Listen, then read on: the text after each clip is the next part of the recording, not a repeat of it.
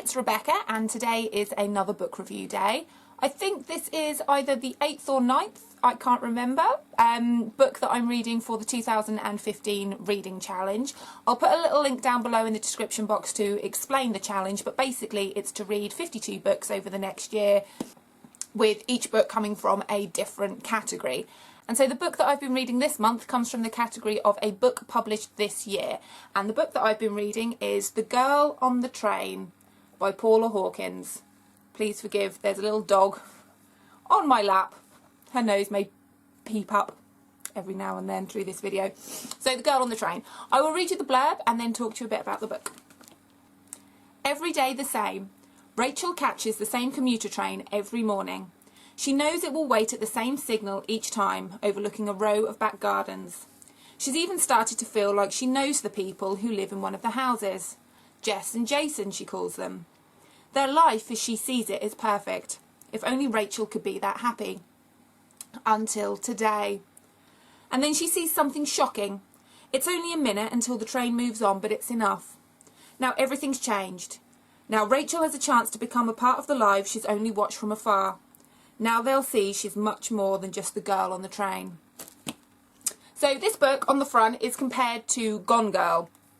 I've not read Gone Girl. I did borrow the DVD from the library a few weeks ago and I quite liked it. It was a bit long. I think a big chunk of that could have been cut out, but I quite enjoyed the story. I liked all the intrigue and the mystery and the twists and turns, and I won't tell you what happens in case you've not read it or seen it, but I did quite enjoy it. This book is fairly similar in the premise that a woman goes missing, but that's kind of as far as I can really go with the comparison. But I did quite enjoy this book. It starts off with Rachel, and she's a commuter and she travels into London every day on the same train, and it goes past loads of houses and the train stops every day at the same signal, and she looks out of the window and she sees a couple and she imagines a story behind them. She imagines who they are, what type of people they are, and they come out on their balcony every morning and have breakfast and they seem so in love, and she wants that. She wants to have that kind of relationship. She was married to Tom, but he cheated on her with a woman called Anna, and since then Rachel has been an alcoholic and she's always got a drink in her bag and she's always got bottles of wine at home, and she seems so desperately sad, and you do feel sorry for her because when you learn about her backstory, it's so tragic, and you do feel for her. So she almost lives her life through these people that she sees as she's travelling on the train. And the story, or the book, it's divided up from the point of view of 3 women. So you've got Rachel, who is the main character. You've also got Anna, who is the woman who is now married to Rachel's ex-husband, and Megan. And Megan is the woman who goes missing. And Megan lives down the road from Anna and Tom. So everyone's connected a little bit. And when Rachel realises the woman who's gone missing is the woman that she sees when she's on the train, she wants to get involved in it. She wants to be a part of it. She wants to be a part of something. You can tell that she's desperately holding on to anything that can make her feel like she belongs somewhere, because she's currently renting a room in a friend's house. She hasn't got a job.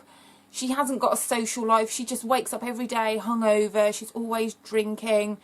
And she's a down and out, bless her. And you do really, really feel sorry for her. So when she's on the train, the morning of Megan's disappearance, she sees Megan on the balcony with a man who isn't her husband. And she feels this is relevant to the disappearance of Megan. And throughout all of this, she's still in love with her ex-husband, and she harasses them. And I kind of understand that, because he cheated on her, he left her, and she's lost, and she needs that support and somebody to rely on. But Tom and Anna had a baby, and that just made Rachel feel even worse because Rachel couldn't conceive. And she's forever phoning them, telling Tom that she loves him, that she wants him back, that she wants to be part of his life. She phones them, she goes around to the house. And this big web of confusion comes out of it. And because she's always drinking, you can't always trust what she says or what she sees. And she goes to the police about the disappearance of Megan and saying that she saw him with another man. But because she's drunk and nobody really trusts her, they think she's just a meddling woman who is sad, who is desperate for something. But she has got things to say that should be listened to, but because of her reputation, nobody believes her and nobody trusts her. And the story flits between what's going on in Rachel's life, what's going on in Anna's life, and the point up to Megan's disappearance. And I was getting frustrated halfway through, I will have to admit. It was getting to the point where there were a lot of cliffhangers, but nothing was really getting resolved. And I was getting to the point where it was like, just tell me something concrete. Because this was happening, and then dun dun dun, and then it would move on to a different character and you wouldn't know what was going on. And I could have just stopped reading it. I was getting so frustrated with the story just cutting off at important points and not really leaving you with the desire to want to know more. It was just a frustrating feeling rather than an excited feeling. So that did annoy me. But then it got to the end. Oh my goodness, well worth plodding through the boring, drawn out middle bit. I sometimes feel with some books that the author has written something, they give it to their publisher or their agent and they say, can you just add 5 more chapters? And the author goes, oh, I suppose so, and just bashes something out, and it's not what they originally had wanted. And I felt that with this, that there was a big chunk in the middle that the author had been told to write rather than had originally intended it to be part of the story.